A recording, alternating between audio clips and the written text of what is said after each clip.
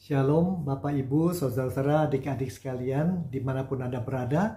Harapan saya adalah Anda tetap merasakan perlindungan Tuhan, syukur, dan kebaikannya setiap hari. Hari ini mari kita merenungkan satu hal yang disebut sebagai ruang kudus. Ruang kudus bagi Tuhan atau Holy Space. Saudara-saudaraku, pada satu hari ada seorang pemuda datang pada saya dan berkata, boleh saya pinjam overhead projector nggak? Bapak punya? Oh ada, saya punya. Dan juga kuas katanya, kuas lukis kan, Bapak suka melukis. Ya, saya tidak tahu apa yang terjadi. Dan saya pinjamkan, lalu beberapa hari dia kembalikan pulang. Apa yang sebenarnya terjadi, saudaraku? Tunggu sampai akhir renungan kita baru saya jelaskan. Tapi yang saya mau katakan adalah dia melakukan sesuatu di rumahnya dengan infocus, dengan kuas itu. Saudara, di dalam hidup kita seringkali di Alkitab dikatakan diri kita adalah bait Allah. Kita bahtera atau bejana. Saudaraku, semua itu mengatakan, mengisyaratkan diri kita adalah sesuatu yang ada ruangnya. Ruang itu. Itu isyarat pertama. Kedua, istilah bejana, lalu bahtera, bait Allahku, dan lain-lain. Itu menunjukkan kita dipilih Tuhan secara khusus untuk dipisah dari orang lain supaya beda, ya, beda dari orang lain. Bukan hanya bait Allah, beda sekali. Beda itu untuk apa?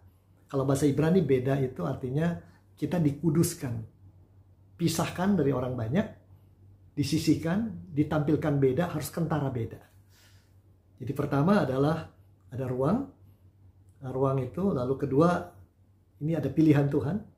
Sehingga kita diberi sebagai ruang itu, diberi pilihan khusus untuk jadikan beda. Tapi berikutnya untuk apa? Nanti kita lihat. Pertama-tama kalau kita lihat juga dalam bahtera tadi dan bejana dan itu, apalagi bicara bait Allah, itu adalah isyarat Tuhan mau ada di dalam diri Anda dan saya. Tuhan bukan hanya mau ada menghuni kita, tapi Tuhan juga bekerja di dalamnya. Bekerja untuk apa? Tunggu dulu. Nah, di dalam surat Ibrani pasal 8 ayat 10 dikatakan bahwa Tuhan berkata, inilah perjanjian. Inilah perjanjian yang kuadakan dengan Israel. Pada hari-hari sesudah hari-hari ini, aku akan menaruh hukumku, pengajaranku, dan rencanaku di akal budi mereka. Dan mengukirkannya di hati mereka. Selanjutnya, aku adalah Allah mereka, mereka umatku. Jadi itu menceritakan apa yang Tuhan lakukan pada diri kita. Sekali lagi, menarik sekali dalam Ibrani dikatakan pertama-tama bahwa di dalam diri kita ada ruang untuk pikiran dan ada ruang untuk perasaan. Marilah kita lihat ruang pikiran. Di dalam pikiran Anda saat ini ada apa isinya? 1 ton ketakutan, 1 ton perencanaan, 1 ton rencana penghematan, perhitungan skenario atau apa? Apa yang ada di dalam perasaan Anda dan saya? Rasa was-was, khawatir, takut, dan sebagainya. Nah, Tuhan akui bahwa di dalam hidup manusia yang dia cipta ada ruang untuk pikiran, ada ruang perasaan. Dan pada saat ini Ibrani itu mengatakan kedua-duanya aku melakukan sesuatu. Aku pilih, aku pisahkan, aku kuduskan karena aku mau melakukan sesuatu. Yang pertama, di dalam ruang pikiran aku akan memberikan padamu ajaranku supaya kamu mengerti aku sebenarnya. Tuhan ingin kita lebih paham tentang dia. Lalu kedua, Tuhan ingin kita tahu rencananya. Nah, ini lebih indah. Jangan lihat jangka pendek, tapi lihat panjang.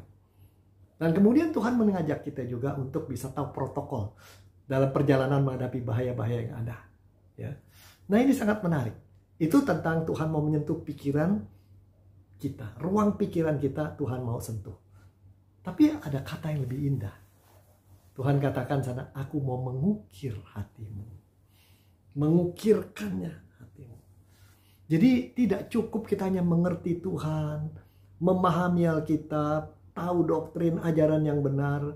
Itu semua penting. Tahu liturgi, tata gereja, baik. Tapi tidak cukup. Firman Tuhan mengatakan ini harus diukir dalam hati. Orang tahu banyak tentang Tuhan tetapi tidak punya hati belas kasih, kepedulian, hati yang penuh dengan syukur. Itu hanya separuh ruang diberikan buat Tuhan. Separuh ruang lain. Nah, itu yang kita lihat dari Ibrani.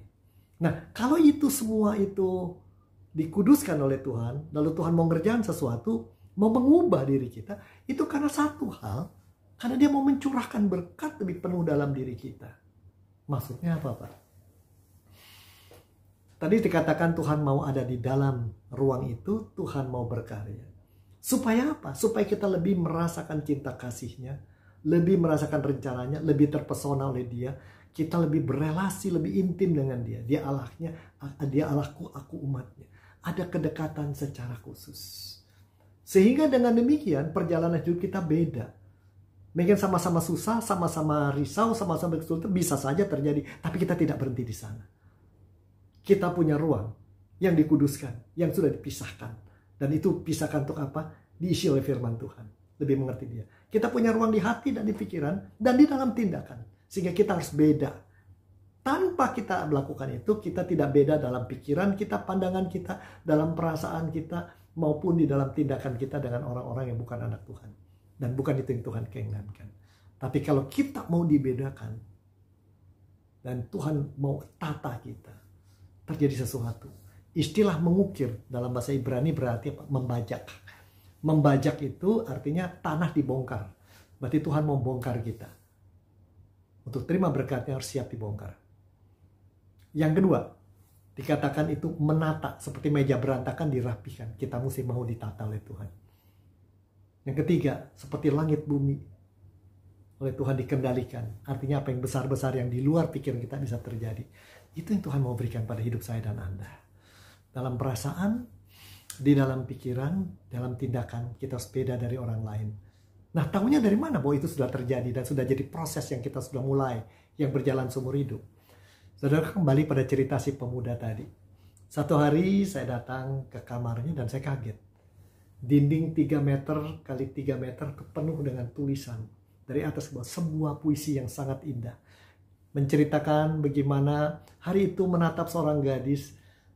Dan dia bertanya dan aku tidak bisa menjawab, tapi aku rasakan cinta. Dan aku memegang tangannya, aku rasakan cinta.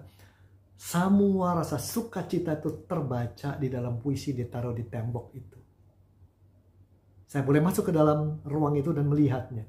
Orang ini sedang jatuh cinta. Apalagi ada fotonya. Sama saudaraku. Kalau Anda sudah biarkan Tuhan menata hidup Anda, mengubahnya, mengisinya dengan hal baru. Mungkin sebagai tanda terima kasih, syukur itu kita mengisi tembok di ruang kita. Dan ketika orang masuk ke dalam hidup kita melihatnya, orang mengatakan, orang ini sedang diberkati Tuhan, dan orang itu sedang bersyukur kepada Tuhan, aku mau seperti dia. Bapak Ibu, maukah Anda, kalau anak Anda melihat diri Anda, mengatakan, aku mau seperti mereka, merasakan kasih Tuhan senantiasa. Maukah seorang istri berkata, suamiku mungkin tidak kaya, tidak pintar, tidak ganteng, tapi dalam tembok hidupnya, di ruang dia dalam buat Tuhan, ruang kudusnya, aku rasakan cinta kasih yang besar dan syukur yang berkepanjangan. Maukah Anda, kalau adik Anda, orang tua, semua teman bisa melihat di dalam ruang kudus Anda, Anda betul intim dengan Tuhan, sehingga mereka juga ingin mengalami itu. Pandemi masih panjang, kita bisa menjalani seperti orang lain atau kita menjalaninya berbeda. Karena Tuhan yang sudah pegang tangan kita akan menjaga kita sekarang dan besok. Dan dia sudah janjikan, aku jadi Tuhanmu, kau jadi umatku. Kita selalu bersama, kau tidak pernah sendirian. Tuhan berkati Anda.